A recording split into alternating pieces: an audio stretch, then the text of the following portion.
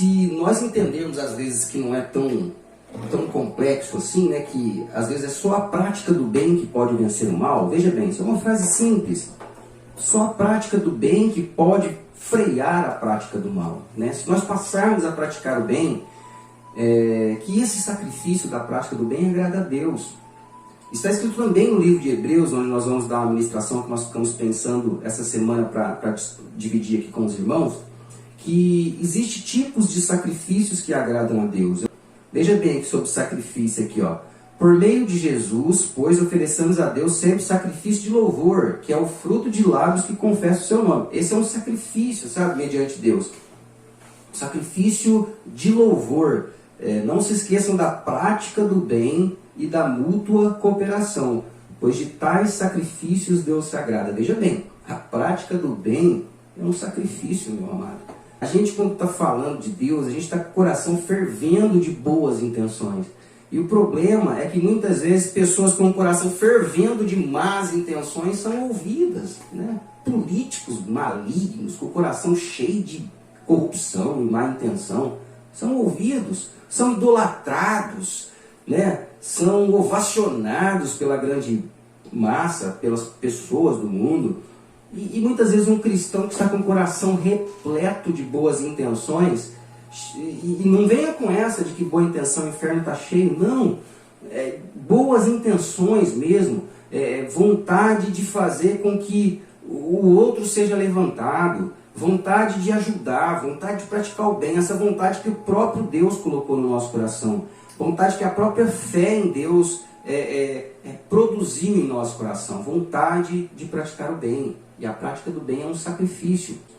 Essa semana eu vinha pensando num versículo que ele está no meu coração. Hebreus capítulo 9, versículo 22, diz uma coisa muito profunda, que sem derramamento de sangue não há remissão. E eu fiquei com essa palavra no meu espírito essa semana, sem derramamento de sangue não há remissão. E quando nós vimos que batemos a casa de 300 mil mortos no Brasil, né, eu fiquei pensativo. Eu falei, meu Deus, quantas pessoas estão morrendo? E por que, né, meu Pai? Que está acontecendo esse grande mal no mundo? Sem derramamento de sangue não há remissão. E essa palavra, um número tão expressivo de mortos aqui no nosso Brasil, e essa palavra passeando pelo meu espírito, eu fiquei pensando, meu Deus do céu, o que pode estar acontecendo no nosso planeta Terra? Eles que governam a vida humana na Terra, porque existem lideranças. Existem lideranças que tomam decisões que afetam toda a vida dos liderados. Existem governantes, governadores que tomam decisões que influenciam na vida dos seus governados, né? E essas decisões, muitas vezes, não estão pautadas no bem, na justiça e na verdade. Então, se essas decisões estão pautadas no mal, na injustiça e na mentira, o que sobra para nós? O que sobra para nós? Este grande problema que enfrentamos da maldade não sair do nosso mundo. Se lá atrás, antes do sacrifício de Cristo, era a carne que era purificada e não a consciência, hoje, depois do sacrifício de Cristo, é a consciência que precisa ser purificada. E enquanto a consciência não for purificada, haverá derramamento de sangue. Então, pensando sobre essas coisas, eu disse, meu Deus, a nossa consciência precisa ser transformada, Pai.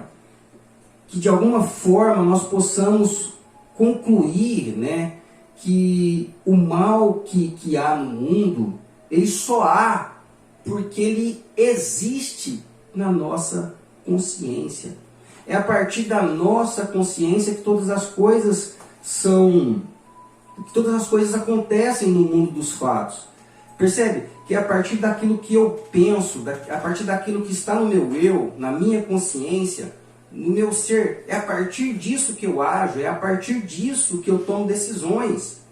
Então é por isso que o escritor de Hebreus está dizendo aqui, ó, o sacrifício de Cristo, ele é para purificação da consciência. Não pode ser que o ser humano do século XXI ainda não consiga entender que é o sacrifício da vontade que Deus requer de nós, para que haja uma nova consciência em cada um de nós. E a morte de Jesus Cristo, ela foi feita uma vez só para propiciar a nós esta nova consciência. Porque Cristo é o mais inocente, Cristo é aquele que viveu sem pecados.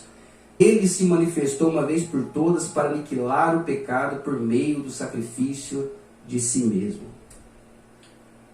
E é isso que nós temos que fazer. Nós vamos aniquilar o pecado por meio do sacrifício de nós mesmos.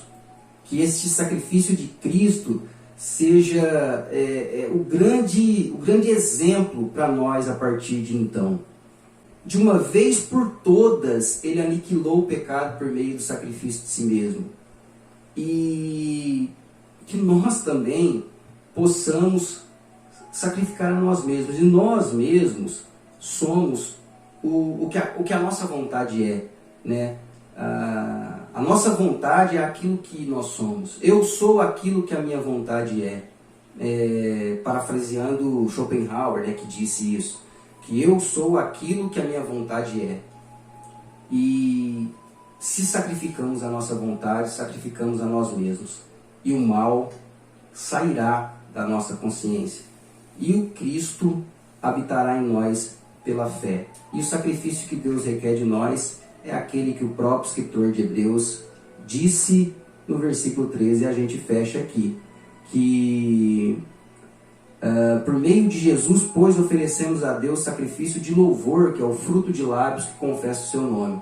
E não se esqueça da prática do bem e da mútua cooperação, pois é de tais sacrifícios que Deus se agrada. Amém.